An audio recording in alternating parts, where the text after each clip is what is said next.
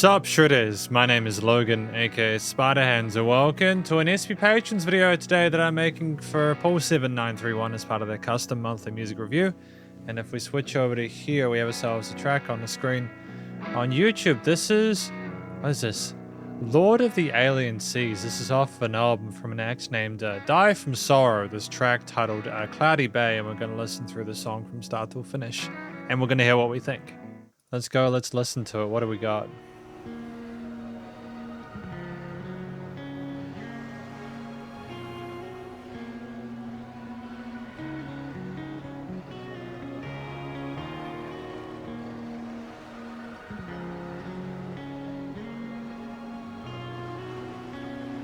I mean, it's so meaningful immediately with all these different textures.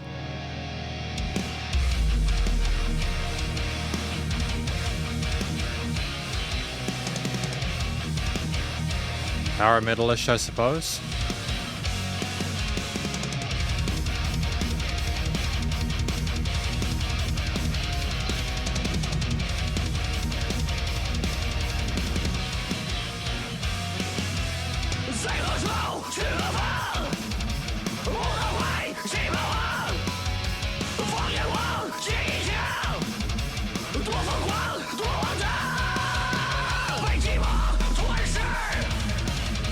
I mean, I think these are great uses of sub drops.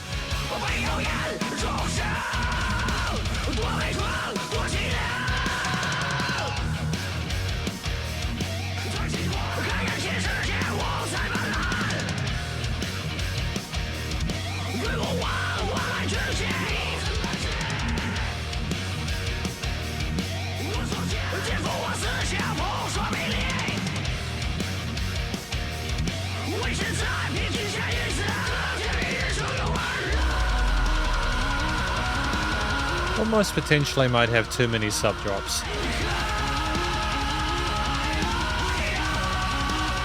I like the tapping of his guitars or the synths there, those arpeggios.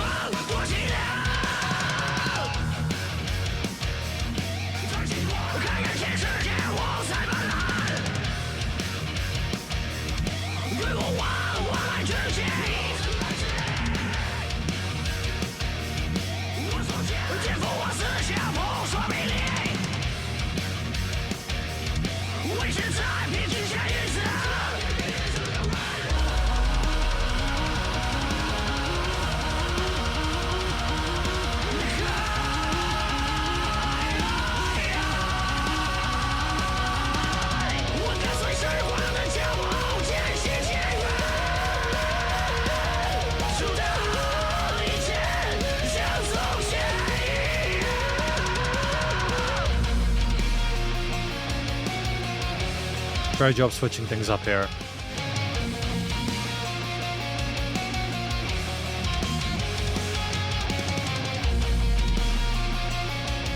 Yeah, I almost feel like the sub drops would be more impactful if they happened at the start of each section, but I suppose if we wanted to make it heavier, we are still succeeding with that.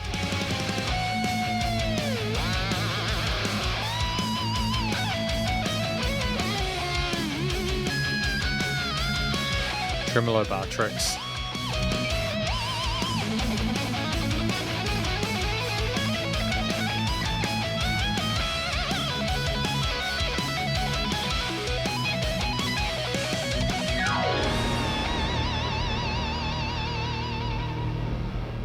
Brutal.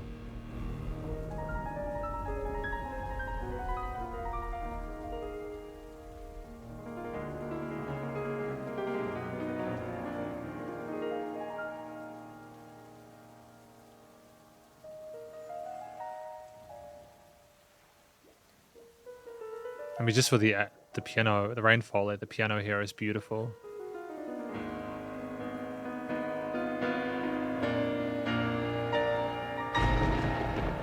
And the thunder there, fantastic Foley.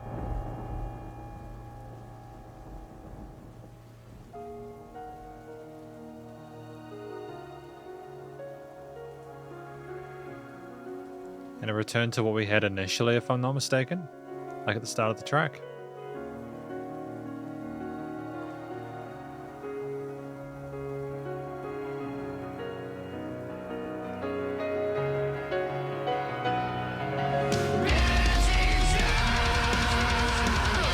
That there was an effective use of a sub drop. You have that build with that piano crescendos, intensity, boom, outro part.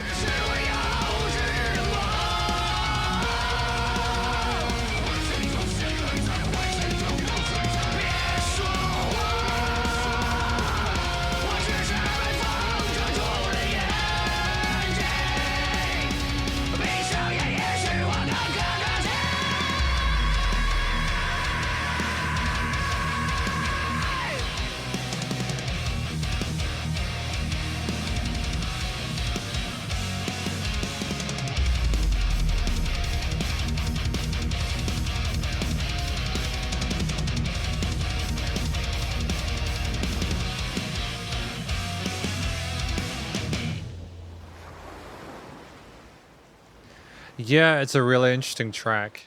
I mean, like, I really appreciate how the song sounds. We're going to look through the lyrics in a moment, and we're going to talk about this track more in the conclusion.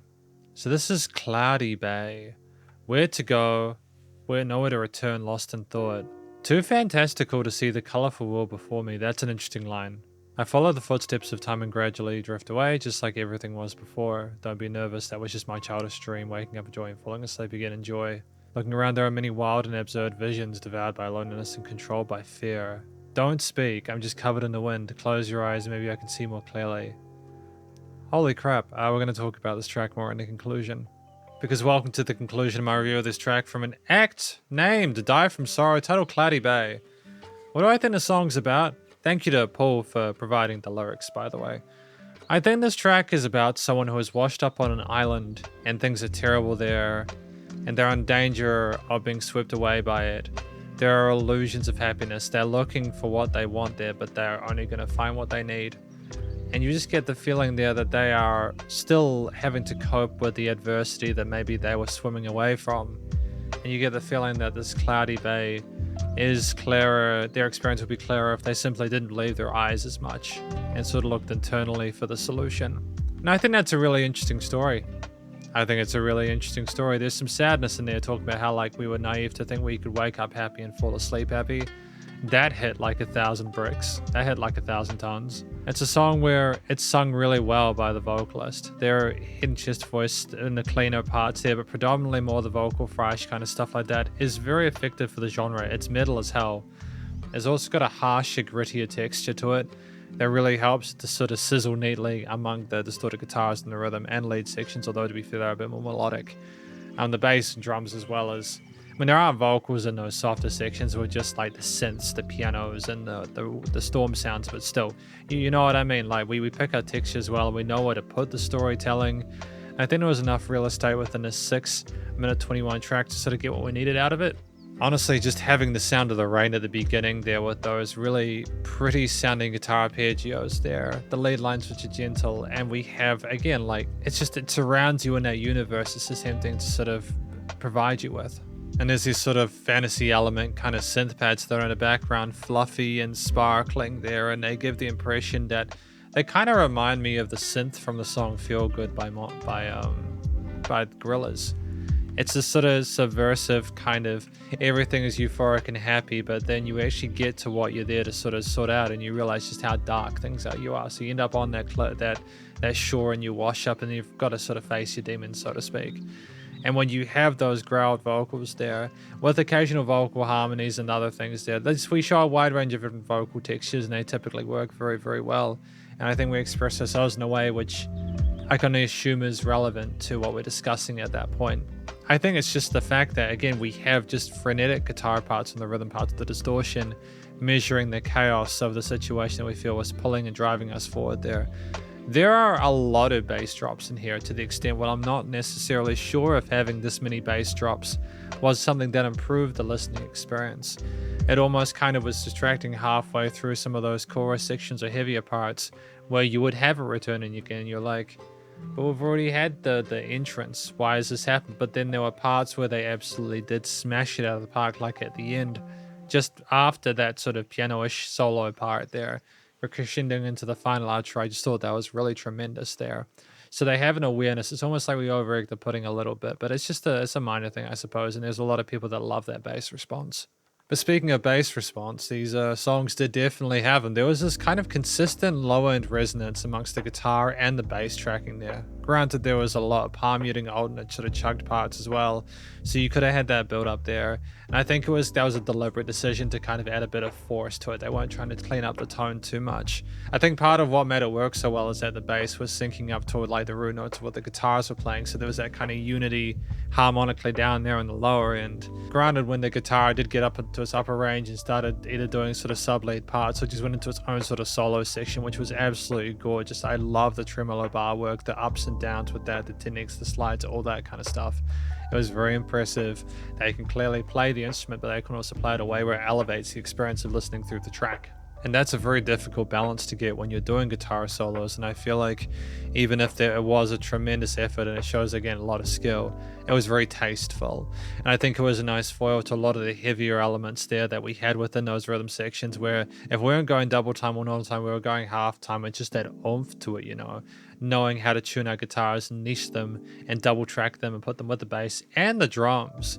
The drums were fantastic. I really enjoyed not only the fact that there were these harmonized guitar leads sort of call and responding in certain elements there, and that the bass was so loyal to the sort of like chord note groove, but also the drums, they finessed with all the different double kick parts there, the snares, the various different cymbal increments there, and the fills as well. The tom fills were tight, and I just feel like we all were playing our own instruments, and we had a fantastic chemistry there that shone through within the track. And it's that kind of glimmer of hope and that tightness that you need in a band like this making this kind of music, because you cannot get away with a subpar performance. People will expect more from the genre, and I think Die From Sorrow did a fantastic job living up to expectations in that regard.